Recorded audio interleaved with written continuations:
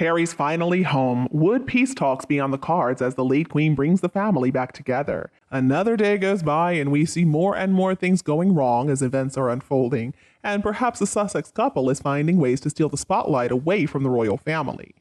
We have got to talk about this latest report from the magazine New Idea.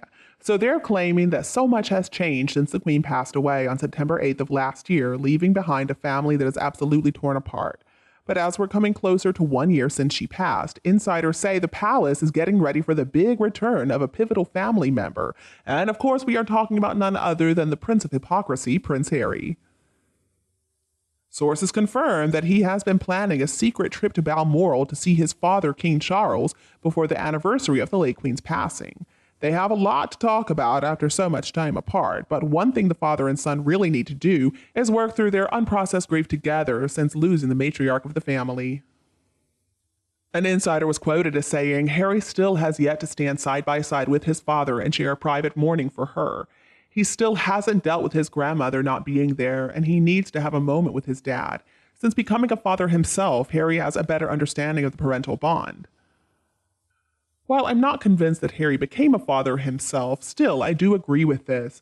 I think that Harry really needs to get together with his family. I think that they can bring him back down to earth. He's been floating around in space with Meghan Markle for way too long, and I think some private family time would be so good for him.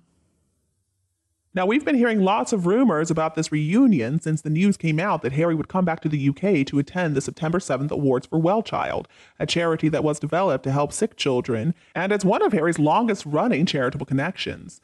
Then a couple of days later, the Invictus Games are going to start in Dusseldorf, and even though Meghan is not scheduled to be with Harry in the UK, she is supposed to meet him in Germany. At the time New Idea magazine was printed, Clarence House hadn't commented on whether or not Harry would join the rest of the family at Balmoral, but according to royal insiders, quote, "This is being handled hush-hush, mostly because it's a private matter for both Harry and his father the king. Harry is worried about the reception he'll get," the insider says, "and there's very little chance he'll be staying for long." But the source also said that if Harry's older brother, Prince William, is there at Balmoral, the brothers are going to be willing to, quote, "bury the hatchet for a few hours in honor of Her Majesty." And there are reports that William wasn't too happy about the king inviting Prince Andrew back for the summer holidays, so maybe he's going to be okay with seeing his younger brother there instead.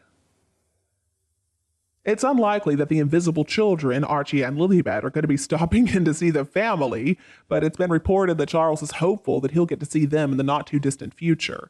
Charles will be grateful if Harry makes this effort, says the insider. He misses them a lot more than he lets on, and he's desperate to mend bridges.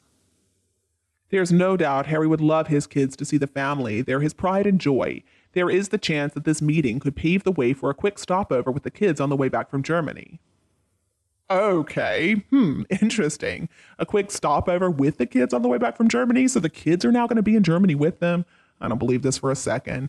Now, according to the latest report from the UK, King Charles has no time in the diary to see Harry when he comes back, and then Prince William is thought to have not even been in touch with Harry for months now. It is understood that an invitation to the royal family's annual summer get-together at Balmoral wasn't extended to Meghan and Harry this summer. So Harry gave back the keys to his Grace and Favour home Frogmore Cottage in Windsor, and last night we weren't sure whether the royal family would offer him any other accommodation during his stay in the UK.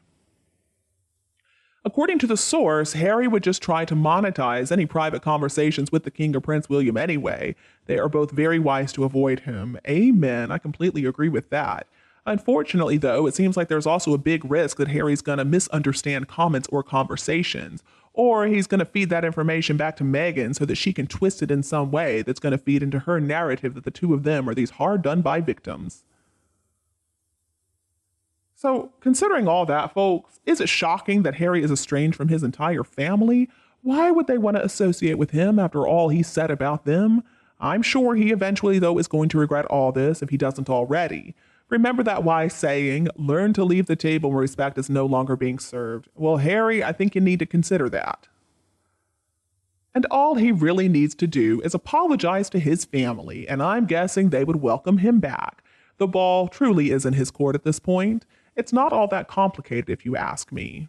It really is time to just give them their privacy, and we need to stop speculating. In my opinion, though, the only way that things are going to be able to change is if Harry and Meghan issue a formal, official, genuine apology. And I don't think that's ever going to happen. Harry needs to act like an adult man, though. He needs to stop blaming everybody else for his problems, for his failures. I mean, Harry has had the best help in the world. He had a whole staff to help him, a whole family to support him. Harry wasn't injured, and he said that he only saw some injured soldiers on his way home. Instead, Harry was murdering people from a distance while being surrounded by people whose job it was to look after him.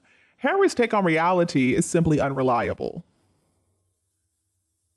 I can't help but wonder when Harry is going to let go of this idea that he's a spare. I mean, he stopped being the spare way back in 2013, 10 years ago. The fact is, not only is there a new spare now, but a spare, and a spare even. Harry can consider himself lucky that he somehow still hasn't lost that Sussex title.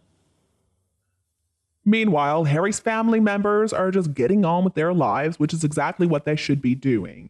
It seems like it's only Harry who is so stuck in the past, he simply cannot move forward. I mean, did Harry seriously not realize that he was going to cause his family such pain by revealing a lot of information, most of which isn't even true?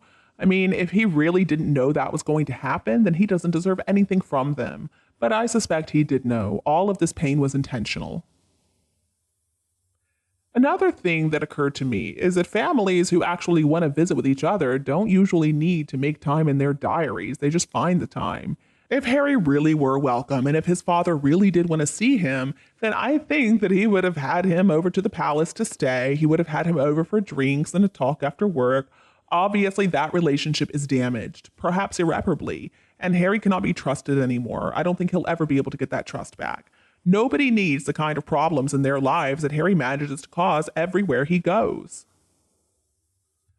Talking about Harry just makes me feel disgusted. So I want to end our video with something a little bit sweeter. So a year after losing their beloved Gangan, sources claim the Wales children still miss the late Queen terribly.